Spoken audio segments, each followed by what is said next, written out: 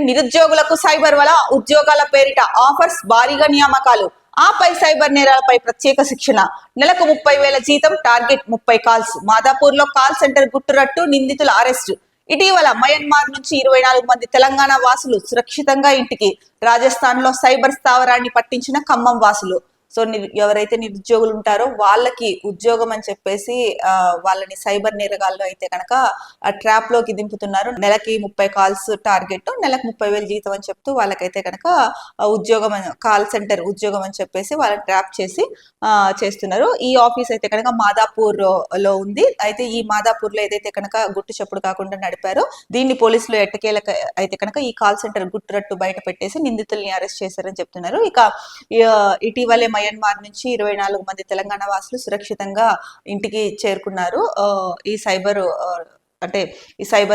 వాళ్ళలో చిక్కుకున్న వాళ్ళు ఎవరైతే ఉన్నారో వాళ్ళు ఇక రాజస్థాన్ లో సైబర్ స్థావరాన్ని పట్టించిన ఖమ్మం వాసులు, ఎవరైతే ఖమ్మం జిల్లా వాసులు ఉన్నారో వాళ్ళు రాజస్థాన్ లో ఇలాంటి స్థావరం, సైబర్ స్థావరం ఏదైతే ఉందో మెయిన్ గా దాన్ని పట్టించారు అని చెప్పేసి చెప్తున్నారు. ఇటీవల కాలంలో సైబర్ నేరాలు ఎక్కువగా పెరిగిపోతున్నాయి, మనకు తెలిసిందే. వీళ్ళు ఏకంగా కాల్ సెంటరే పెట్టేసి ఉద్యోగాలు, ఎవరైతే నిరుద్యోగులు ఉన్నారో ఉద్యోగాల కోసం వెతుకుతున్నారో వాళ్ళని టార్గెట్ చేసుకొని నెలకు 30,000 జీతం అని చెప్పేసి 30 కాల్స్ ఆ రోజుకి టార్గెట్ అని చెప్పేసి ఇంకా వాళ్ళకి ఏది కావాలో ఆ పని చేయించేసుకుంటున్నారనమాట. సో మొత్తానికైతే కనుక ఇది చాలా ప్రమాదకరము. ఎట్టకేలకి పోలీసులు అయితే కనుక మాదాపూర్ లో ఉన్న ఈ కాల్ సెంటర్ గుట్టురట్టు బయట పెట్టేసి నిందితుల్ని కూడా అరెస్ట్ చేయడం జరిగింది. దీంట్లో ఖమ్మం జిల్లా వాసుల పాత్ర అయితే కనుక అనిర్వచనీయం అని చెప్పొచ్చు. ఎందుకంటే వాళ్ళే రాజస్థాన్ లో ఉండే ఇంకొక సైబర్ స్థావరాన్ని కూడా పట్టించారు. ఖమ్మం వాసుల కృషి అయితే కనుక ఎనలేనిదని చెప్పొచ్చు. ఇంకొక అంటే దీనికి ఈ సైబర్ స్కామ్, సైబర్ నేరగాళ్ళకి సంబంధించిన వార్త చూస్తే కనుక ఇంకొకటి 1.95 కోట్ల రూపాయలు కొల్లగొట్టిన సైబర్ నేరగాళ్ళు కంపెనీ సిఎండి ప్రొఫైల్ పిక్ తో వాట్సాప్ మెసేజ్, అమౌంట్ ట్రాన్స్ఫర్ చేసిన అకౌంట్ ఆఫీసర్ సైబర్ స్కామ్ కు గురైనట్లు గుర్తించి ఎన్సీఆర్పీకి కంప్లైంట్, బాధితుడి ఫిర్యాదుతో నగదు హోల్డ్ చేసిన టీజీపీఎస్బీ. ఈ సైబర్ నేరగాళ్ళ అరాచకాలు, వీళ్ళకి కావాల్సింది డబ్బు.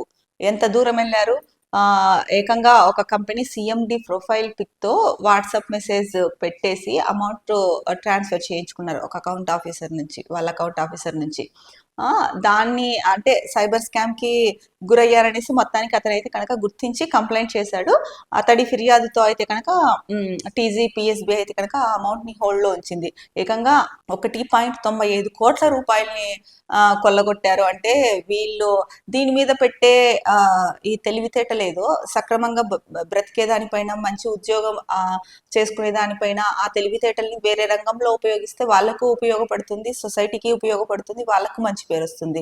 ఇలాంటివి కాదు, సులువుగా డబ్బు కావాలి లేదా ఇంకొకరి ఇన్ఫ్లుయెన్స్, ఇలాంటివన్నీ ఆ ఇన్ఫ్లుయెన్స్లతో వెళ్ళిపోయి ఈజీగా డబ్బు సంపాదించాలన్న ఉద్దేశంతో ఇలాంటి వాటికి పాల్పడుతున్నారు. ఆ తెలివితేటలు ఏదో మంచిగా ఉపయోగిస్తే దేశం, రాష్ట్రం అన్ని బాగుపడతాయి.